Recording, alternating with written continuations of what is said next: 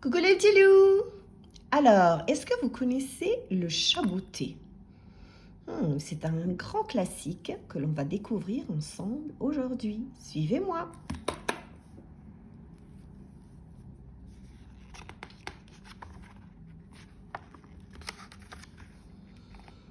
D'après un conte de Perrault, illustré par Charlotte Roederer, le chaboté, des éditions Nathan.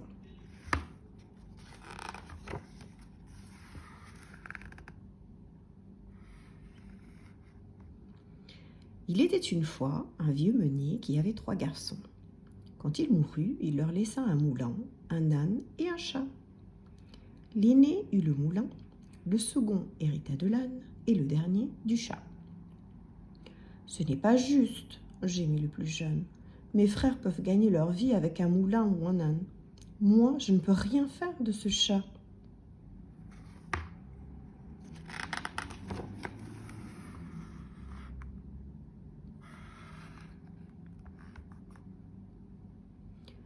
Le chat, qui comprenait tout et savait parler, s'adressa à son maître. « Ne pleure pas, je suis un malin. Si tu fais ce que je dis, tu t'en sortiras. Parole de chat. Donne-moi un sac et une paire de bottes, je ferai des merveilles. » Le jeune homme, tout étonné d'entendre son chat parler, décide de lui faire confiance et lui apporte ce qu'il a demandé.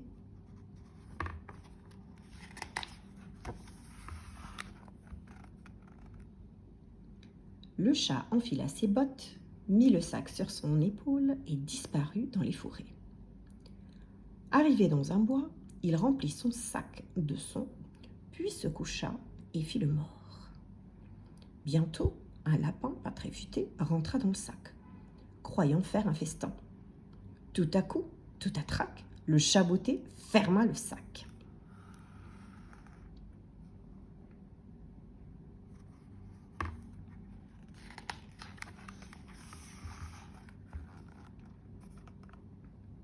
Le chaboté décida d'aller offrir ce lapin au roi.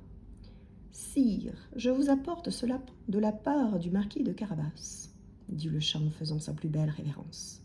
« Je ne connais pas ton marquis, » lui dit le roi, « mais cela me fait très plaisir, merci. » Évidemment, le souverain ignorait que cette histoire de marquis n'était qu'une invention. Quant au chat, il ne raconta rien à son maître.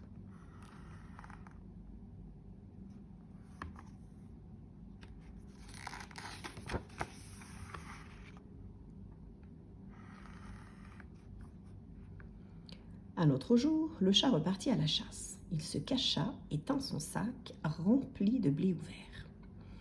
2 perdrix vinrent y picorer. Tout à coup, tout à trac, le chat ferma le sac. Puis il alla les offrir au roi, qui le remercia encore et cette fois l'invita à boire. Ainsi, pendant des mois, le chaboté chassait pour nourrir son maître et faire plaisir au roi.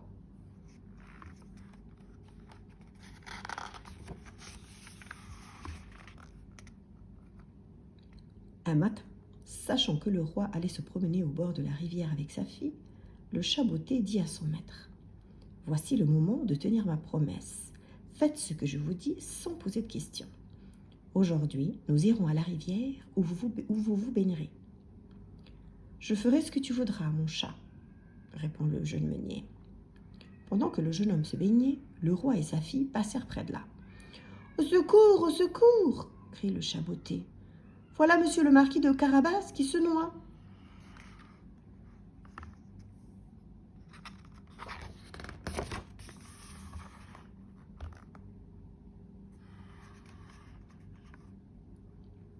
Aussitôt, le roi ordonna à ses gardes de porter secours aux malheureux. « Sire, dit le chat, des brigands ont volé les habits de mon maître pendant qu'il se baignait. Il ne peut se montrer ainsi sans ses vêtements, sans vêtements. » Le roi lui donna donc des habits, mais le chat avait tout inventé. C'était lui qui avait caché ceux de maître.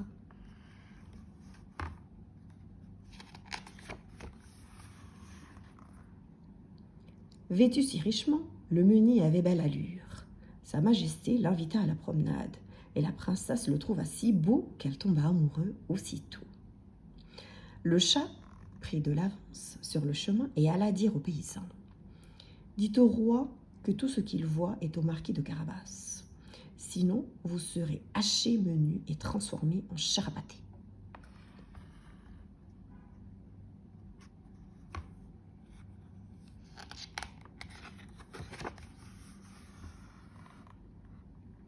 Quand le roi demandait « À qui sont tous ces champs ?» les paysans répondaient en chœur « À notre bien-aimé marquis de Carabas, votre majesté. » Le roi fut très impressionné. Mais le chaboté avait encore tout inventé. En vérité, toute cette campagne appartenait à un ogre.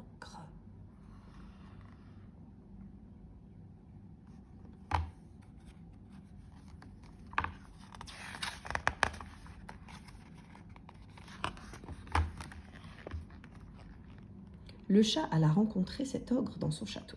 « Monseigneur, on m'a dit que vous vous transformiez en toutes sortes d'animaux. J'aimerais voir cela. »« Certainement, dit l'ogre, et il se changea en lion. Effrayé, le chaboté s'écarta et lui dit « C'était une belle magie, mais on m'a dit aussi que vous vous transformiez en rat ou en souris. »« Certainement, dit l'ogre, et le voilà souris. » Tout à coup, tout à trac, le chaboté l'attrapa et le croqua, comme font tous les chats avec les souris. Il alla alors annoncer au roi « Majesté, soyez le bienvenu au château de Monsieur le marquis de Carabas. »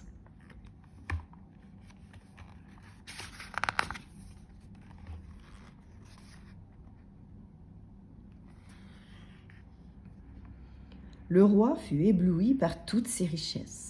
Dans le château, le repas de l'ogre a été justement servi. Quel festin! Et que l'histoire finit bien. Le roi donna sa fille en mariage au marquis et le chaboté devint grand seigneur.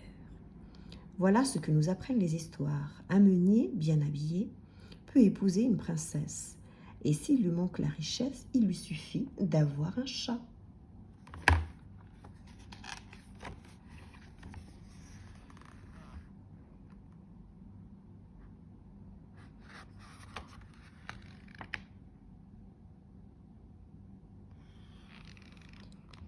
Regarde bien ces images de l'histoire. Elles sont toutes mélangées.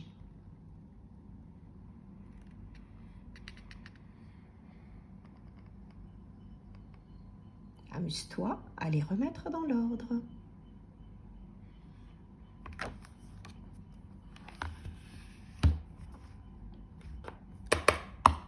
Voilà les amis, c'est fini pour aujourd'hui. Cliquez sur le bouton j'aime et n'oubliez pas de vous abonner. À bientôt pour de nouvelles aventures.